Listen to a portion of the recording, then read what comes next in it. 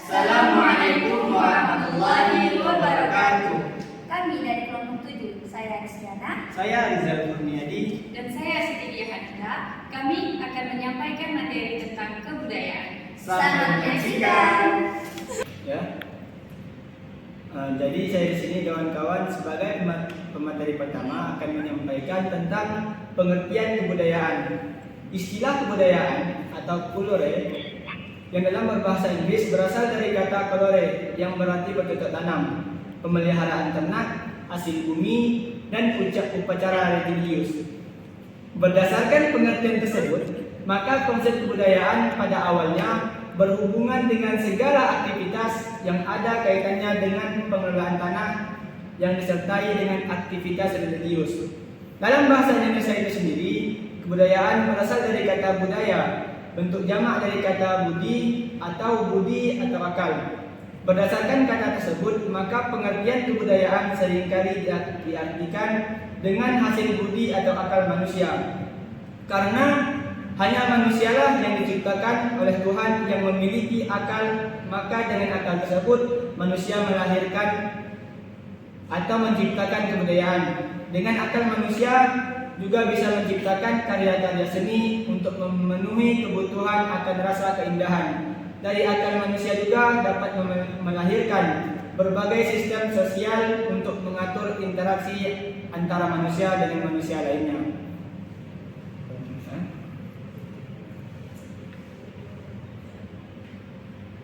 Pada dasarnya, manusia tidak bisa dilepas dari kebudayaan karena keduanya saling berkaitan satu sama lain. Tidak adanya manusia tanpa kebudayaan, dan juga budaya tidak akan pernah ada jika tidak ada manusia.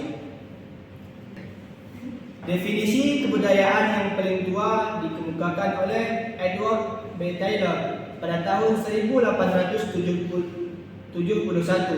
Beliau mendefinisikan kebudayaan adalah keseluruhan yang kompleks meliputi pengetahuan, kepercayaan, kesenian, hukum, moral, adat, dan berbagai kemampuan serta kebiasaan yang diperoleh manusia sebagai anggota masyarakat.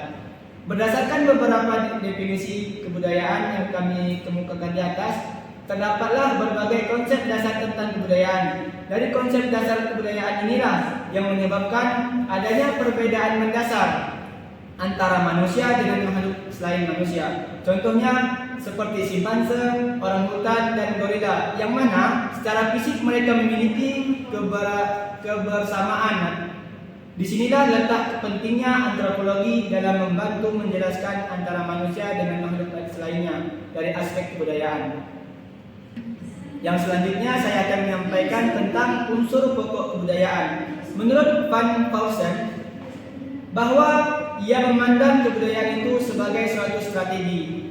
Salah satu strategi adalah memperlakukan kata atau istilah kebudayaan bukan sebagai kata benda melainkan kata kerja. Kebudayaan bukan lagi semata-mata seperti barang koleksian, karya seni, buku-buku, alat tulis atau museum, gedung-gedung dan benda lainnya, melainkan dihubungkan dengan kegiatan manusia itu sendiri, yaitu manusia yang bekerja, yang merasakan, berpikir, berimajinasi, dan menciptakan. Dengan demikianlah kebudayaan dapat dipahami sebagai hasil dari proses rasa, karya, serta penciptaan dari manusia itu sendiri. Dengan begitu, manusia yang berbudaya adalah manusia yang bekerja meningkatkan harkat dan martabatnya manusia itu sendiri.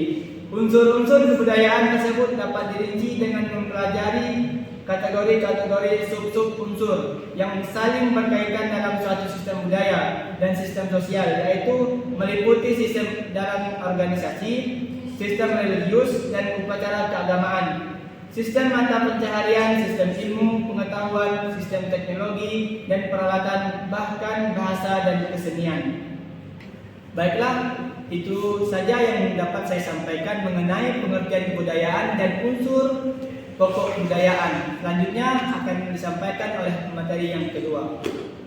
Baik, yang selanjutnya saya akan menyampaikan tentang hakikat dan perwujudan kebudayaan. Berdasarkan dimensi wujudnya, kebudayaan itu paling tidak memiliki 2 atau juga 3 wujud.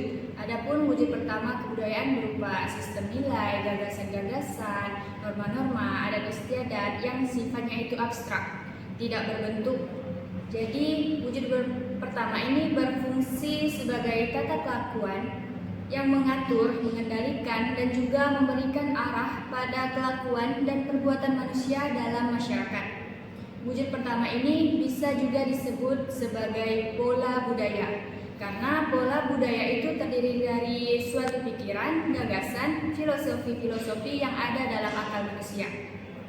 Yang selanjutnya, wujud yang kedua kebudayaan sering disebut sebagai sistem sosial.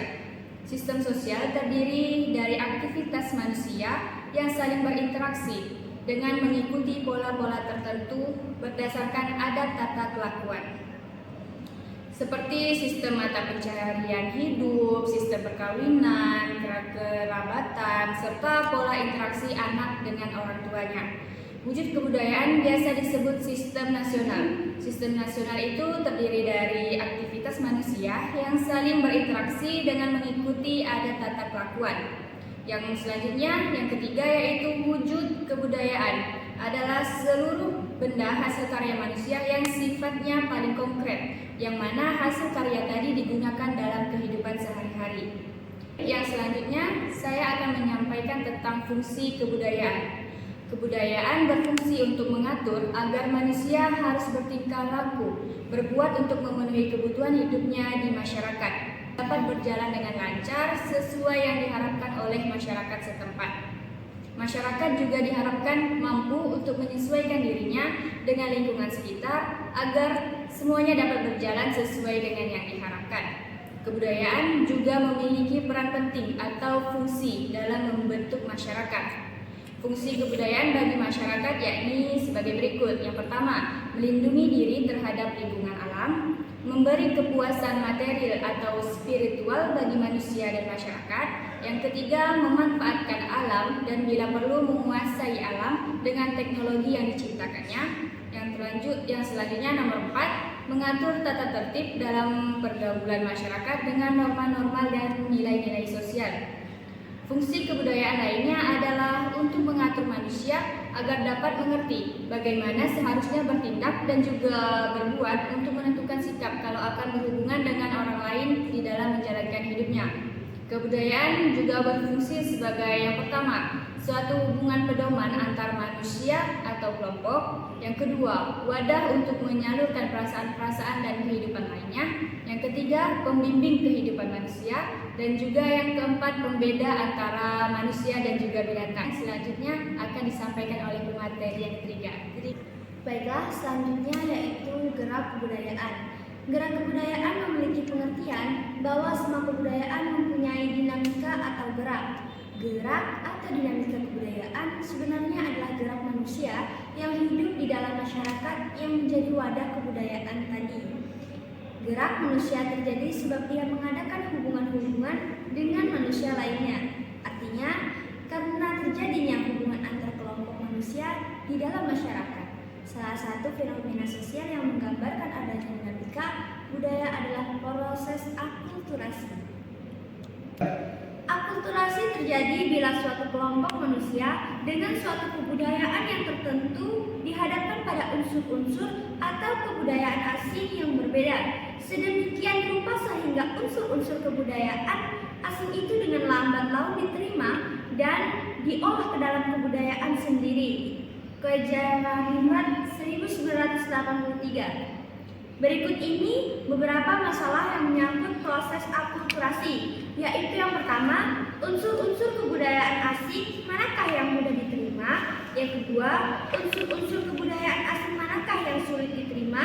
Yang ketiga, individu-individu manakah yang cepat menerima unsur-unsur yang baru? Yang keempat, ketegangan-ketegangan apakah yang timbul sebagai akibat akulturasi tersebut? Perubahan kebudayaan. Di dalam kehidupan, manusia selalu mengalami perubahan.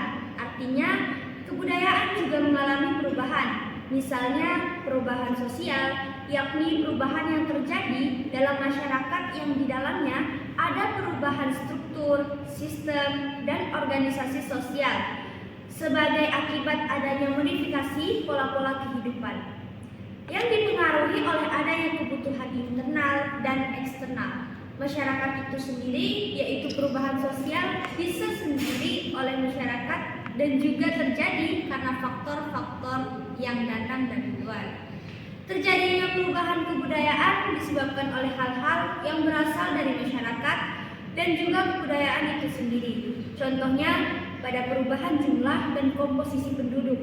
Jika jumlah kebudayaan semakin banyak, maka kebudayaan baru akan tercipta sehingga terjadilah perubahan.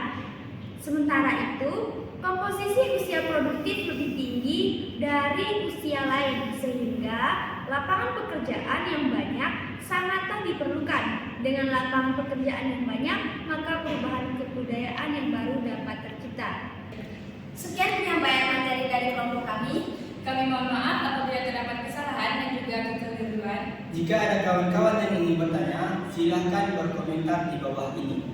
Terima kasih. Assalamualaikum warahmatullahi wabarakatuh.